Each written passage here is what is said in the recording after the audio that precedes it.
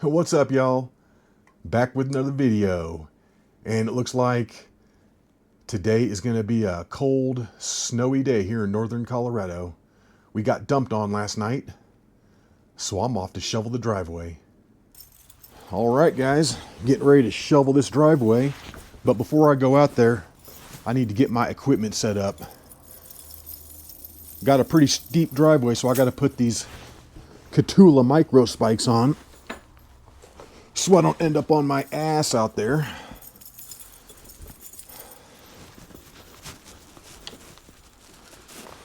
Alright, that's step one. Here's step two. We're going to fire up the heated gloves. Got the battery right here. I know it's kind of dark. My apologies. Let me plug these in real quick. Boom. Okay. Got that one going. Let's get this one going. It's like 6 degrees out right now. All right.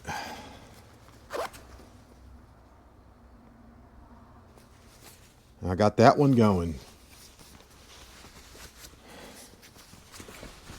Let's do it, baby. I got my brand new shovel. I'm ready to do this.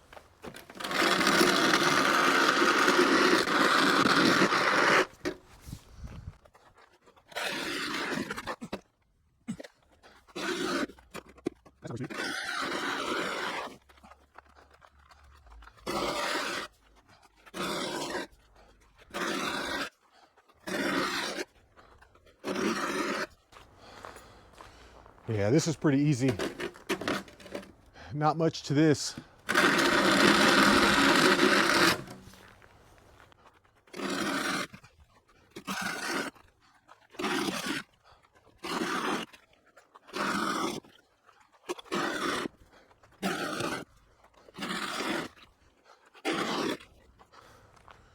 The brand new shovel is working like a charm.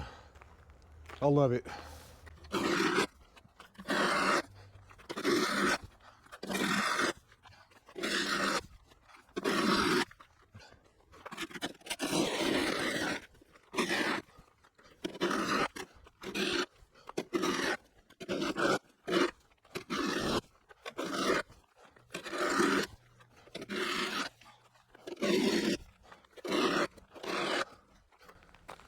Piece of cake. Piece of cake.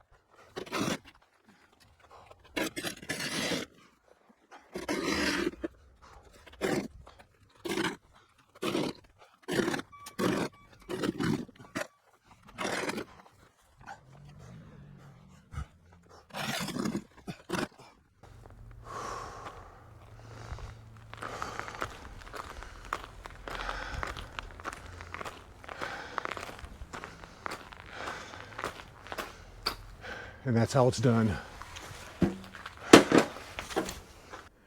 And for anyone out there that's claiming that shoveling snow is fun, I can tell you right now, they're lying to you. That's a lie. It's really not that much fun. Boy, that morning cold air just grips my lungs. Makes it hard to breathe.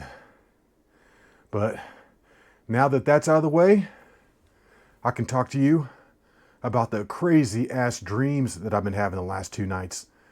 Yeah, right here at the 2-week marker is when they kicked in. And it seems like I have them like right before I wake up in the morning. Not so much like earlier in the night, but later in the night. It's crazy. The last 2 nights have been just completely nuts. Because 2 nights ago, I had this dream where I'm not even sure how I got into this situation, but like Donald Trump was in trouble. They were trying to kill him. And like I came in and somehow saved him. Like I snuck him out of the danger zone while he was trying to get assassinated. I snuck him into my car. I drove him back to my house. And then we hung out there all night. And I was just like, oh my God, you're the greatest president ever. And I just remember how like it was so cool just to hang out with him and stuff. And I wanted to play him my Trump song that I made. I wanted him to hear it. And I just remember he was like the nicest guy ever. So we hung out all night. We laid low. We avoided the assassins. And then the next morning, we had to contact one of his trusted Secret Service agents to meet us somewhere. So then I had to drive him to the meetup spot. And I remember I was just so emotional about it when I woke up. I had like tears in my eyes. It was crazy. I was like, I got to hang out with Trump. And he got to hear my song. It was so cool. So that was pretty wild. I mean, it was really wild. But I don't know if it was as crazy as the one I just had this morning, where I'm not even sure what was going on either in this one, but it's weird. It's like I moved from a trailer park home and I was moving all my stuff and I moved it over by this guy. And I brought it all over like on my bicycle. I remember it was like I had to strategically stack everything on my bicycle to get it over to this guy. And like I was moving out of the trailer park or anything. So I moved in and I meet up with this guy and he starts talking to me about killing Sasquatches, like these Sasquatch monster looking things. They were like Bigfoots, but with really long hair. And he like had captured 2 of them and he had one of them like on a table.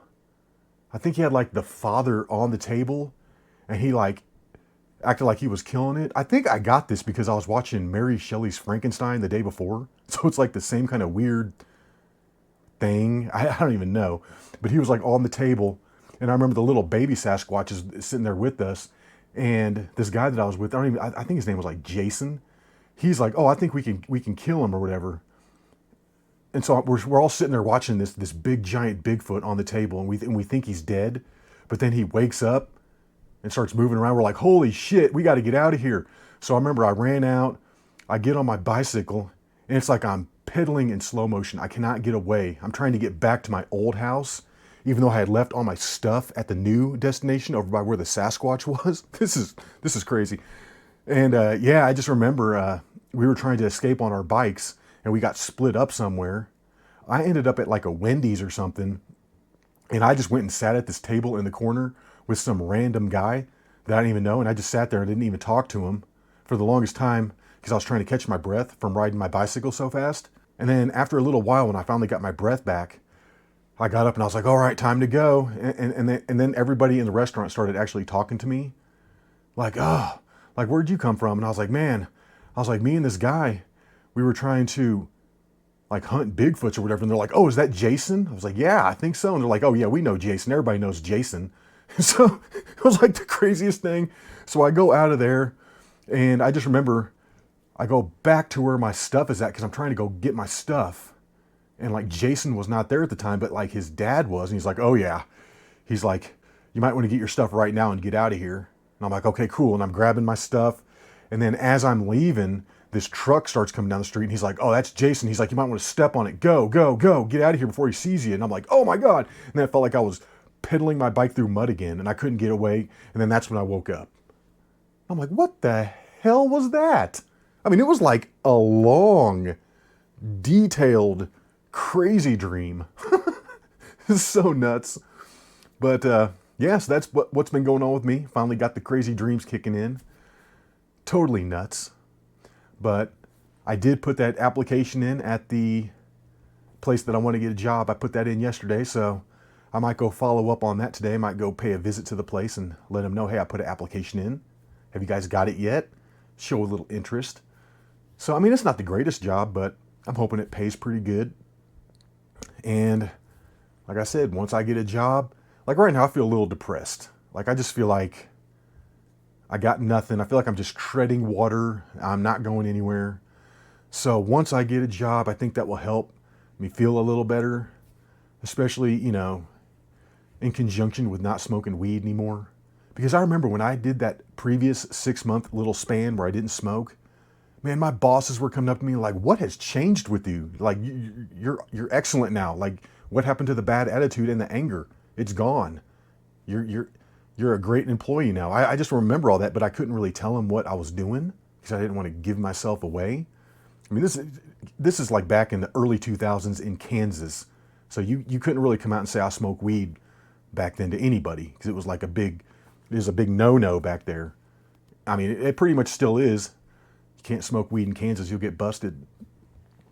But I'm hoping that will help pay off with a new job. I'll be more just clear-minded. I'll be in a better mood, more eager to talk to people, and just, not get as angry and as withdrawn as I was when I was smoking weed. But that's what I'm going to be doing. I'm just going to be following up on that job today. And other than that, I really don't have a lot on the plate. I might finish up that Mary Shelley's Frankenstein. I bought that movie at some point, and I had must have never watched it. I was watching that yesterday. It's like I'd never seen any of it before. Pretty crazy too. I mean, it's actually pretty good. Compared to all these other horror movies I've been watching lately, this is like a cut above. You can totally tell. I like it. I mean, I think it's pretty good. I'm not really a fan of Robert De Niro. I think the guy's the biggest wussy in the entire world. Such a pussy. Did you see him a couple years ago? He's like, fuck Trump. Fuck Trump. And his arms look like noodles. Fuck Trump. Like, dude, you're the biggest bitch ever. And meanwhile, everybody's like clapping for him. Fuck Trump. Fucking morons. Anyways, though, I didn't want to get all crazy at the end of this, but it looks like I did. Hope you enjoyed it. Until the next one, y'all. Peace.